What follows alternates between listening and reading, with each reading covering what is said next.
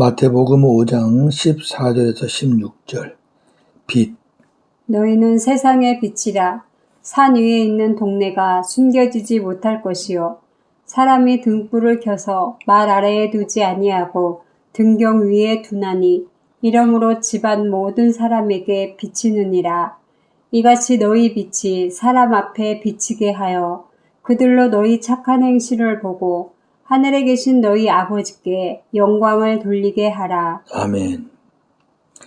오늘 말씀의 주제, 예수님이 참 빛이고 우리도 빛이다. 우리는 빛의 사명을 감당해야 한다라는 주제입니다. 예수님이 참 빛으로 세상에 오셨습니다. 빛은 어두운 곳에 필요합니다. 빛이 없을 때에는 어둠이 어둠인지 깨닫지 못합니다. 예수님이 세상에 오셨을 때의 세상은 죄로 인해 어두웠지만 어느 누구도 몰랐습니다. 예수님이 큰 빛, 참 빛으로 세상에 오셨습니다. 큰 빛, 참 빛이라 함은 생명을 주는 빛을 말합니다. 마태복음 4장 16절.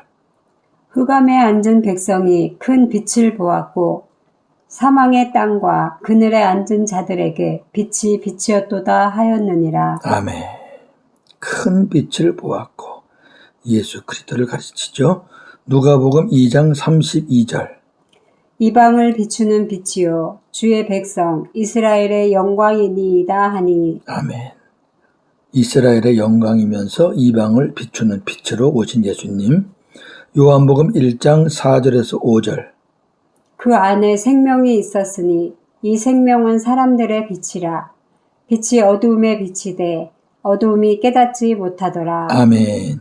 그 안에 예수 그리스도 안에 말씀이신 예수님 안에 생명이 있었다. 하나님의 생명이 있는 거죠. 예.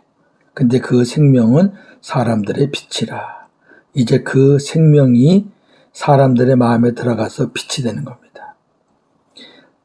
즉 예수님 안에 있는 생명이 믿는 자들의 안에 들어가서 생명이 된다고 말이죠. 요한복음 1장 9절에서 10절. 찬 빛 곧 세상에 와서 각 사람에게 비추는 빛이 있었나니 그가 세상에 계셨으며 세상은 그로 말미암아 지은 바 되었으되 세상이 그를 알지 못하였고. 아멘. 예수님 참빛, 이 빛은 각 사람에게 비춥니다. 각 사람에게 들어간다고 말이죠. 이 빛이.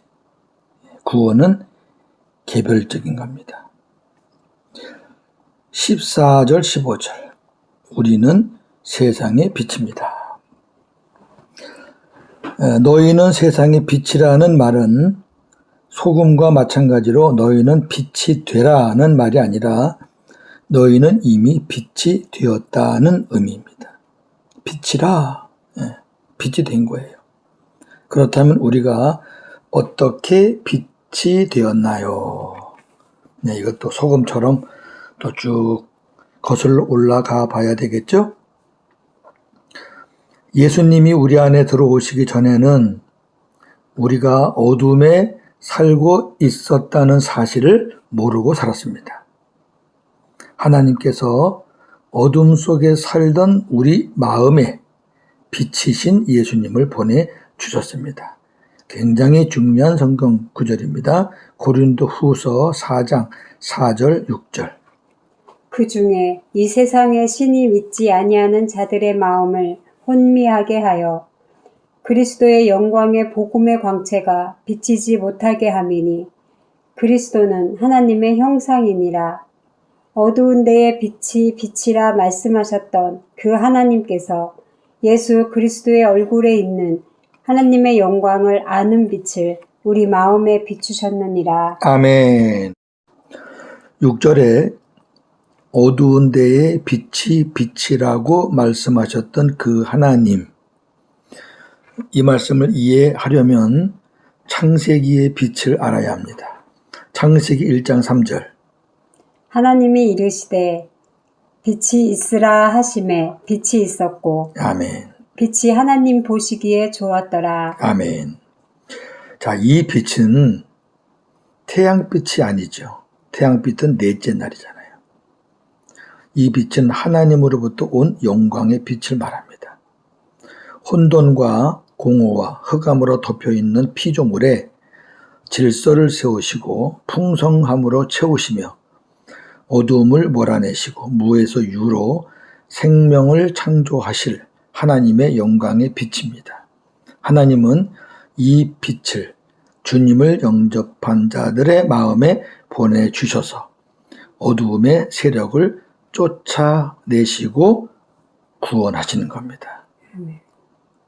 생명의 빛은 곧 예수님을 예표하는 거죠. 창세기 1장 3절에 있는 그 빛은 바로 영광의 빛, 생명의 빛인 예수님을 예표하는 거죠. 그래서 이 생명의 빛이신 예수님이 우리 안에 들어오시면서 우리도 하나님의 생명을 가진 빛이 된 것입니다. 할렐루야. 요한복음 8장 12절. 나는 세상의 빛이니 나를 따르는 자는 어두움에 다니지 아니하고 생명의 빛을 얻으리라. 아멘. 생명의 빛을 얻으리라. 이어서 산 위에 있는 동네가 숨겨지지 못할 것이요 사람이 등불을 켜서 말 아래에 두지 아니하고 등경 위에 두나니 이러므로 집 안 모든 사람에게 빛이 있느니라고 말씀합니다. 여기 말은 바가지 같은 거예요. 바가지. 박. 예. 소쿠리 박. 그러니까 불을 켜놓고 그거를 박으로 씌우는 사람이 어디 있겠어요. 그럼 불 킬 필요가 없지. 우리 전 시간에는 너희는 세상의 소금이라, 그리고 오늘은 너희는 세상의 빛이라는 말씀인데, 소금과 빛을 정리해 보면 소금은 은밀하고 조용하게 역사하는 반면에 빛은 분명하고 공공연하게 누구나 다 볼 수 있는 모습으로 나타납니다. 소금은 안에서 녹으면서 역사하지만 빛은 밖에서 힘있게 역사합니다. 소금은 숨겨지지만 빛은 숨겨질 수 없다는 말씀입니다. 16절, 우리는 빛의 사명을 감당해야 합니다. 어둠이었던 우리가 하나님의 은혜로 빛이 되었으니 빛의 사명과 역할을 감당해야 합니다. 에베소 5장 8절.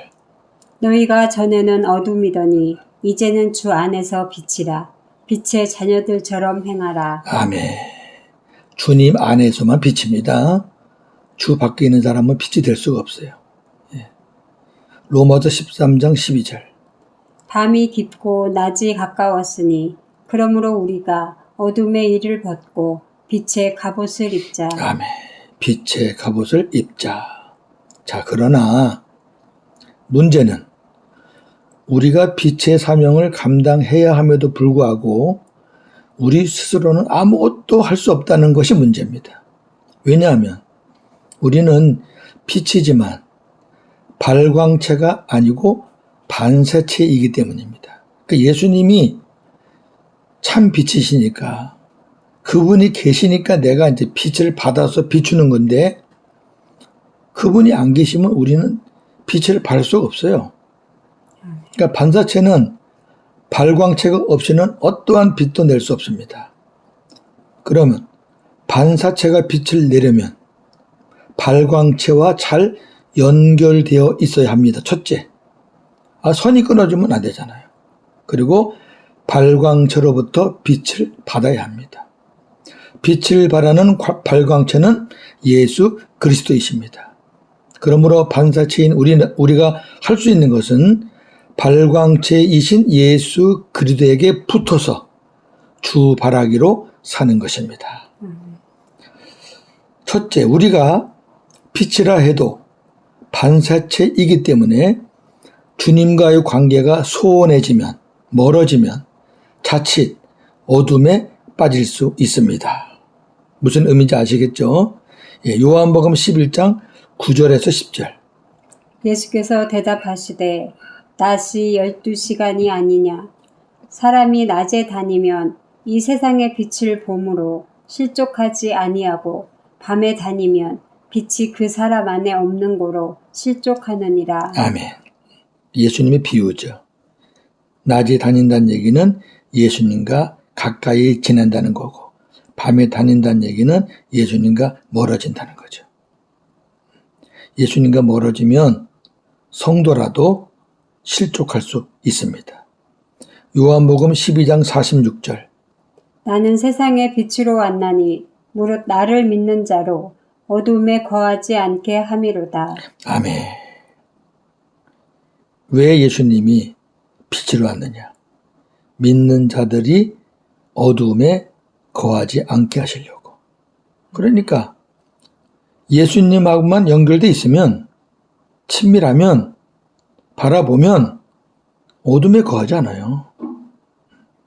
두 번째, 우리가 주님께 붙어만 있으면 주님께서 우리로 하여금 빛의 열매를 맺게 해주십니다. 요한복음 15장 5절. 나는 포도나무요 너희는 가지라. 그가 내 안에 내가 그 안에 거하면 사람이 열매를 많이 맺나니 나를 떠나서는 너희가 아무것도 할 수 없음이라. 아멘. 붙어만 있으면 돼요. 그러면 열매는 저절로 맺게 되는 거예요. 자, 빛의 열매가 뭘까요? 에베소 5장 9절. 빛의 열매는 모든 착함과 의로움과 진실함에 있느니라. 아멘. 이렇게 예수님께 붙어 있으면 모든 것이 착함과 의로움과 진실한 열매들. 자, 마지막으로 이같이 너희 빛이 사람 앞에 비치게 하여 그들로 너의 착한 행실을 보고, 여기 착한 행실 나왔네요. 이게 빛의 열매니까 하늘에 계신 너희 아버지께 영광을 돌리게 하라고 말씀합니다. 이 말씀은 우리가 빛을 발해야 하는 이유가 하나님께 영광을 돌리기 위함이라는 것입니다. 왜? 빛의 열매는 모든 착함과 의로움과 진실함이라고 했잖아요.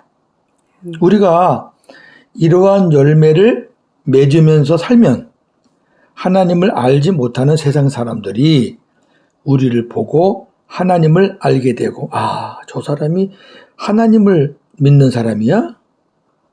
예수 믿는 사람이야? 그리고 그로 인해 예수님을 믿으면서 하나님께 영광을 돌리게 됩니다.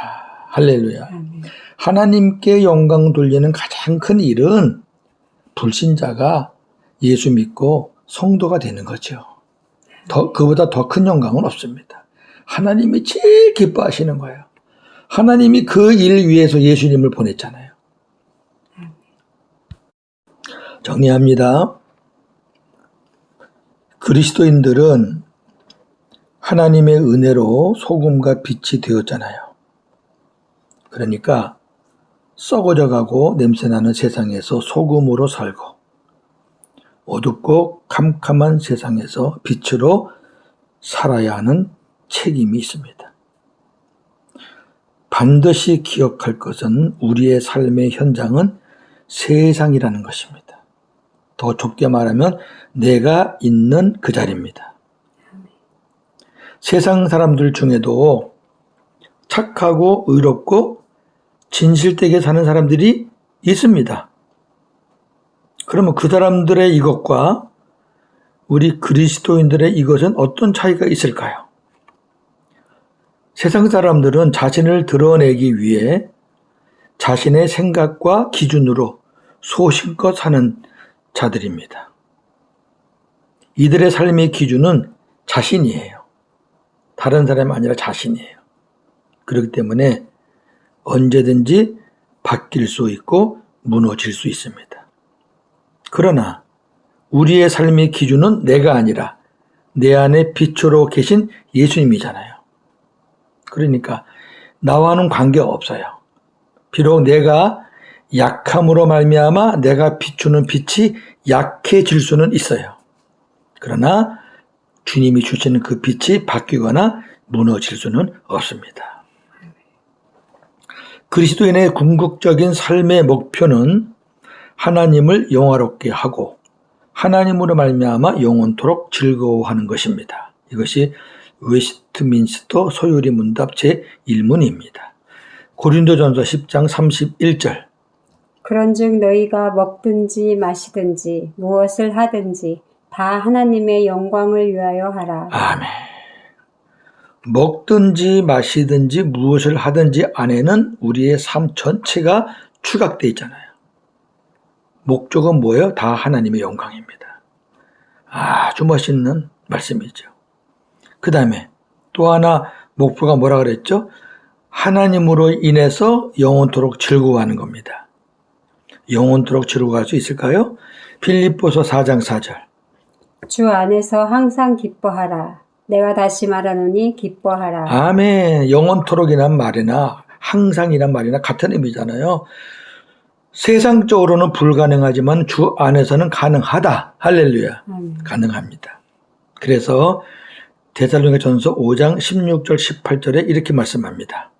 항상 기뻐하라. 이것이 그리스도 예수 안에서 너희를 향하신 하나님의 뜻이니라. 아멘. 주님 안에서는 항상 기뻐할 수 있습니다. 그리스도인은 내 안에 계시는 주님이 주시는 말씀을 붙잡고 기도할 때, 이게 중요해요. 내 안에 주님이 계시잖아요. 뭘로? 말씀으로. 매일 주셔요. 매일. 순간순간 주셔요. 그 말씀을 붙잡고 기도해야 돼요. 내 생각으로 기도하면 안 됩니다.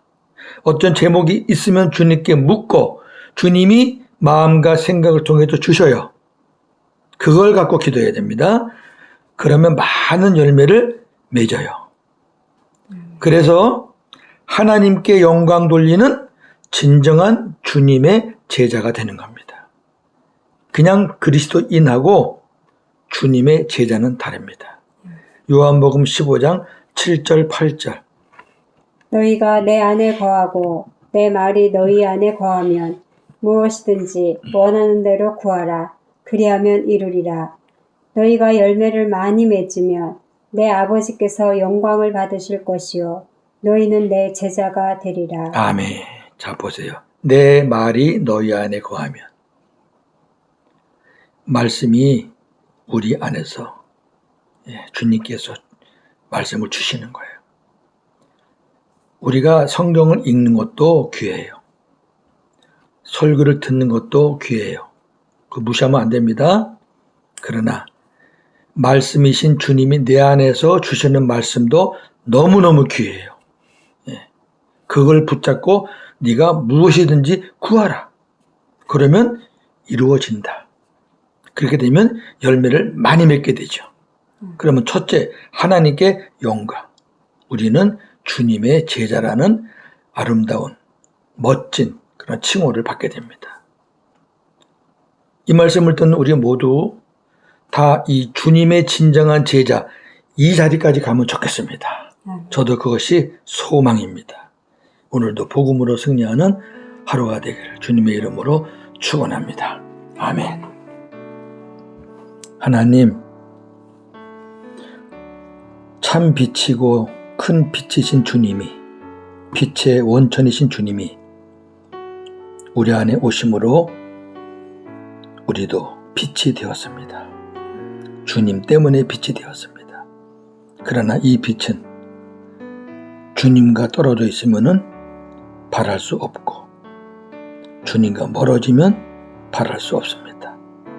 그러기에 우리는 주님과 늘 가까이 붙어서 친밀하게 지내고 늘 교제하고 그리고 우리 주님을 바라보는 그런 삶을 살 때 내가 맺는 열매가 아니라 그렇게 할 때 성령께서 맺혀 주시는 빛의 열매들 우리가 누리고 살기를 원합니다. 그래서 나의 그 열매를 통해서 많은 세상 사람들이 하나님을 찾고 예수님을 믿는 그런 하나님께 영광 돌리는 일들이 많아지기를 소망합니다. 우리의 소원은 하나님을 영원롭게 하고 또 하나님으로 인해 영원토록 기뻐하는 것이라고 했습니다. 아멘입니다. 주님 때문에 항상 기뻐할 수 있게 하시니 감사합니다. 생각만 달리 가져도 우리는 기쁨이 사라지는데 내가 주님 안에 있구나, 주님이 내 안에 계시구나, 그것만 생각하면 다시 기쁨을 회복할 수 있으니 감사합니다. 내 안에서 말씀하시는 그 주님의 음성 말씀을 붙잡고 기도할 때 하나님은 많은 열매를 맺게 해 주신다고 했습니다. 구하는 대로 응답해 주신다고 약속하셨습니다. 하나님께 많은 영광 돌리는 열매 맺는 제자가 되게 하시고 이러한 삶을 주님 앞에 갈 때까지 지속되게 이루어가게 하옵소서. 우리는 연약하기 때문에 언제 또 넘어질지 모릅니다. 그러나 이제는 확신합니다. 내가 무엇인가 하는 것이 신앙의 삶이 아니라 내가 얼마나 주님을 바라보느냐, 내가 주님과 얼마나 친밀하게 가까이 있느냐, 내가 주님과 얼마나 말씀으로 교제하느냐, 그것이 많은 열매를 맺는 지름길이고 비결이라는 것을 알기 때문에 힘들고 어려울 때마다 주님 더 바라보고 주님과 더 깊이 교제하는 우리 삶이 되게 하여 주시옵소서. 오늘도 복음으로 승리하는 하루가 되게 하여 주시옵소서. 예수님의 이름으로 기도하옵나이다. 아멘.